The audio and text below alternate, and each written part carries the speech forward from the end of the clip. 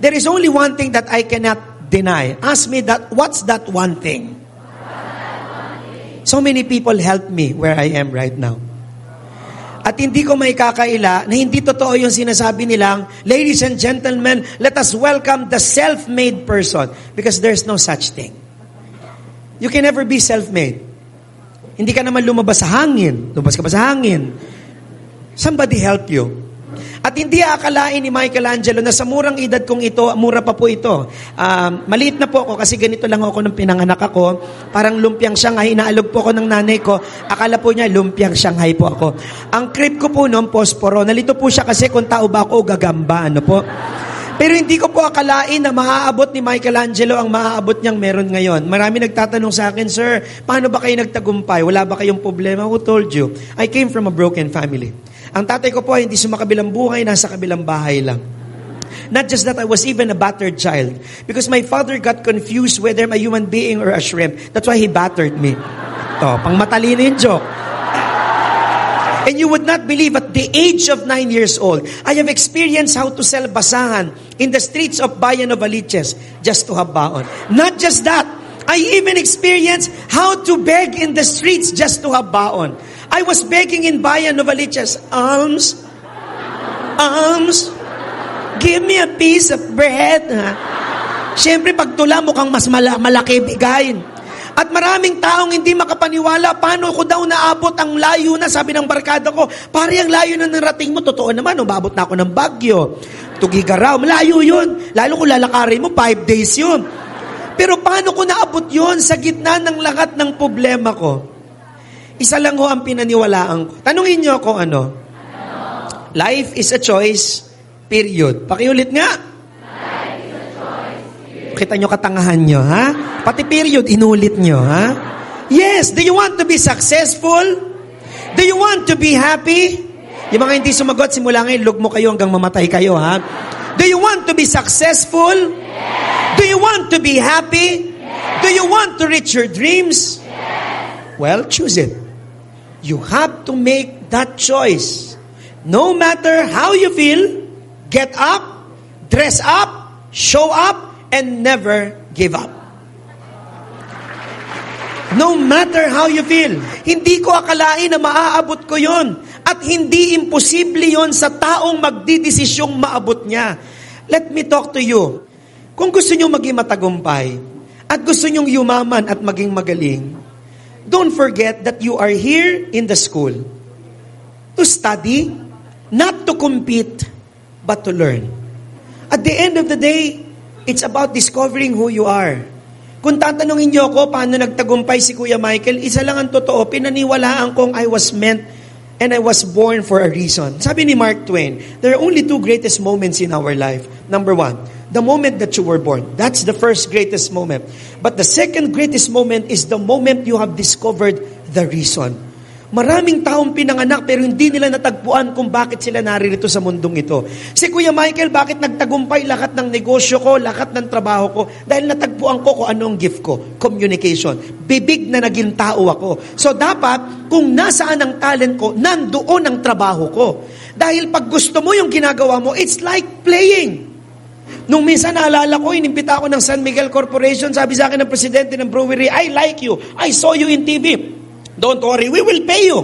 But can I ask you a personal question? Do you still give free talks and free endorsements? Sabi ko, of course, seminarista ako, hindi naman ako mukhang pera. I still give free talks for God and for country. Now let me ask you, sir, are you God? No. Are you country? No, may bayad, ha?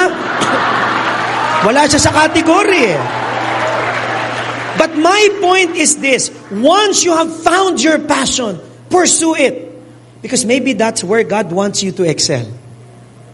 The problem is you're so busy with other things that are not important. Tanungin niyo ako, saan? Una ko anong sinasabi ng ibang tao, pakialam nila sa inyo. Don't mind them. At the end of the day, it's between you and your God. If you know you're doing something good, you are not making a pay of other people. Nax, making a pay, no? Hindi ko agad matranslate, nalito ko eh. Making a pay with other people, it's okay. Just pursue it. People will backstab you. Just enjoy it. Because it only tells you one thing. You're in front of them. Kaya ka nga binabackstop, nasa harap ka. People will pull you down. Just enjoy the pulling because it only tells you one thing, you're above them. Kaya ka nila hinahatak. Yung nangahatak na yan, kahit anong hatak niya, hanggang baba na lang siya. Chichismis ka, pag chinismis ka, isa lang ang totoo, sikat ka. Imagine mo, 2 oras na mga pangit na yun, ikaw lang ang pinag-uusapan. Wala ata silang ginagawa, bayaan mo na ikaw pagtripan nila at ito lang. Pag ikaw ay siniraan at walang katotohanan, don't be afraid, don't be sad. Kasi hindi naman ikaw naipakilala. Ang naipakilala niya ay sarili niya. Kung anong klaseng tao siya. Let me leave you 3 things. Okay lang ba? 3 bagay. Para madali niyong tandaan. Let me give you 3 points that will not just guide you in your workplace, but will guide you in your life. Are you ready? Sabihin niyo, I'm ready. Ask your seatmate, are you ready? Number 1, have focus. That's the problem with people. Lack of focus. What's your goal? Nung ako ay 15 years old, I said to myself, I will make my first million at the age of 20. That's what I said. It did not happen. Because when I reached the age of 20, I did not make my first million. I made my first millions. I have a goal. Anong ginawa ko? I learned from other people's mistakes. Mas less costly yun eh. Pag narinig mo na kasi, mali na yun, tanga ka na pag inulit mo pa yun. You get it? Your greatest asset is your being young. Because you could fail now and rise immediately. Ako, sabi ko sa mga tao, don't be afraid to fail. Do you want to succeed? Well, sometimes you have to fail. The greatest lessons in life are never learned in successes. They are learned in failures. Don't be afraid to commit mistakes. Kaya nga, mistake, it means you miss a good take. Retake. Just don't repeat the same mistake. And don't be afraid to fail because you're afraid of rejection. Kaya walang kumukuha sa akin, God in life wants me to prepare more. So I prepared. Because when the right opportunity came, I will seize that day. Maraming tao na hindi kilala noon, pero ngayon ay kilala na. Wala sa edad ang tagumpay. Maaring kayo ay may kapwentong gaya ko. Your past will never define your future. It's you. Have focus. Kung ikaw ay estudyante, your work is to study. Focus. Life is short. Don't look at me when I say short. It offends me. Focus. Don't forget one thing. You were created in the image and likeness of God. So impossible is not in your vocabulary. Walang anak ng Diyos na hindi niya kayang abutin. Sabi niya, paano naman ako? Ang dami kong pinagdadaan ng problema. Yun na yun. Kung may pinagdadaan ng problema, dumaan ka lang, huwag kang tumambay. Kaya nga pinagdadaanan. Alam nyo, yung problema natin, walang-wala sa problema ng mga may cancer. Walang makain. Number 2, matatapos na ako. Have an attitude of gratitude. I want to remind people that at the end of the day, everything is but a blessing. Be grateful. When you look at these people like MVP, those people who have reached the peak of their careers, there is one attitude that they have. They always possess gratitude. They always wake up with this sense of gratitude. Dapat marunong tayong magpasalamat. May nagtanong sa akin, Sir, bakit maraming taong malulungkot? Ewan ko, trip nila yun, bayaan mo sila. Kung gusto nila mag-iiyak, bayaan mo sila. Pero bakit maraming taong malulungkot? Tanungin niyo ako, bakit? Kasi ito yung mga taong walang ginawa, kundi bilangin yung mga bagay na wala sila. It's your paradigm. The word paradigm came from the Greek term paradigma, which means pattern. Change your pattern of thinking. Always look at the blessing. Tingnan mo kung ano yung meron, hindi yung wala. Magiging masaya ka. Ang problema sa iyo, napaka-reklamador mo. You always complain. Pag mainit, it's hot. Pag malamig, it's cold. Saan naging uod ka na lang? Yung uod, hindi nararamdaman kung ano yung ginagawa sa kanya. Pag ang ulam isda, nagre-reklamo ka, fish again, hoy, bago mo sabing isda na naman, ikaw ba naramdaman mo yung naramdaman ng isda nung pinrito siya? Magbalik kayo ng isda. Ikaw ang iprito. At sabihin na isda, tao na naman, no? Mapapatay mo yung galunggong na yan. Bago ka magreklamong lumang sapatos mo, why not talk to a person with no legs at all? So that you understand what you're talking about. May umiyak ako estudyante, sir, kababae ko punta, wala ko dibdib. Kapatid, kung babae ka at flat-chested ka, mapalad ka sapagkat ang likod mo, dibdib mo ay iisa. Di ba? Di ba? Kahit umikot ang ulo mo, parang wala lang. Huwag ka lang maglalakad, paatras siya. Pero, kung lalaki ka at payat ka, mapalad ka rin dahil pag nagkasakit ka, hindi ka na kailangang x-ray, flashlight lang. Kita na agad ang sakit mo. Para may TB ka. Di ba? Have an attitude of gratitude. Be grateful to God, to life, to your parents, to your teachers, to those people who will support you. Don't forget them. Lastly, before I end, three, remain humble. Can you please repeat? Remain humble. Look at MVP. Very humble. Ayaw daw niya ma-include sa Forbes list. Pero hindi mo naman kailangan ma-include doon para maging mayaman. Nagsimula sa pagsakay sa jeep. But he never forgets where he came from. Do not be ashamed to tell your story of hardship, of struggle, of asking for help. Make yourself always humble. Dahil wala naman tayo may pagmamalaki.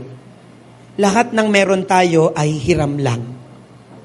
May nagtanong sa akin, Michael, buti hindi lumalaki ulo mo kahit pasikat ka na ng pasikat. Sabi ko, hindi mangyayari yon.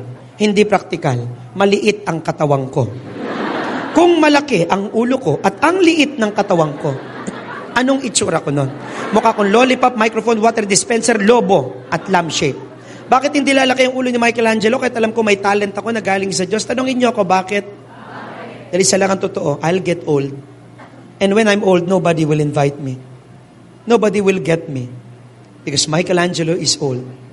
Do you want to be happy? Do you want to be happy at work? Yes. Isa lang ang tanggapin nyo. Darating yung panahon, papalitan ka. Sabi niyo, ano ba yan? Kapapasok ko lang, papalitan agad. Tanungin niyo ako, bakit? Kasi pag nilagay mo sa isip mo yon, na darating yung panahon, may papalit sa'yo, wala kang sasayanging oras. You will do what you need to do. And you will not do it tomorrow. You will do it today. Be humble. Lahat ng meron tayo ay hiram lang. Don't forget God. Be humble in front of all. Huwag kayong mga api ng tao. Dahil baka hindi mo akalain yung inapi mong kaklase mo, utangan mo yan in the near future. Be kind to people, whoever you meet, because you don't know the battles that they are in. Be humble. Naalala ko, nung ako ay elementary, high school, inaapi lang ako ng mga kaklase ko. Dahil ako yung pinakamaliit at pinaka-cute. Is that a sin? To be cute? Ang ginagawa ng mga klase ko, tinutulak ako sa pader, iniikot. Alam niyo yung laro ng mga magkakaklase, iikot ka hanggang mahilo ka, tapos patatayuin ka, hindi ka makatayo habang nagtatawanan ng mga demonyo. Pag nag-i-English ako, binabato ko ng papel dahil mali-mali ang English ko. Ultimo kalabaw, nagwo-walk out. Sa sama ng English ko. But I said to myself, I will pursue speaking English, even it's wrong grammar, because that's the only way for me to learn the language. Ito na lang ang sinabi ko sa sarili ko. Siyempre, di ko masabi sa kanila, dinabugbog pa ako noon. Sabi ko, okay lang yan, napihin nyo na ako ngayon, ganito na lang. Magkita-kita na lang tayo sa first alumni homecoming. Tapos, magkumparahan tayo ng buhay. You know, when I attended the first alumni homecoming, I was the famous guy because I attended the wrong batch. Sabado pala kami, Friday ako dumating. Sabi ko, sino kayo? Sino ka rin? Ano bang batch nyo? Mali pala. But kidding aside, when I attend the alumni homecoming, I was the famous kid because I did not just attend. I was the guest speaker and the guest of honor. At alam nyo, nung tumayo na ako sa stage, itong sinabi ko sa kanila, well. Malipisin, ano? Maldito, no? Sabi ko sa kanila, classmates, it's so nice to see all of you. It's so nice to stand in front of you. Kasi pangit naman kung nakahiga ako magsasalita. Homecoming to, hindi naman to massage, di ba? Sabi ko sa kanila, it's so nice to see all of you. And I want you to know that I miss all the mischievous things you did to me. And I say this with love and joy and fondness because it is only now that I realize that God has used you to bring me where I am right now. Ngayon ko lang na-realize na sa taong may magandang pananaw sa buhay, masayahin, may pangarap, at mabuti ang kalooban kahit papaano, walang masasamang karanasan na hindi niya kayang gamitin sa kanyang kadakilahan. Don't forget your humble beginnings. Don't forget your stories of hope. Be humble.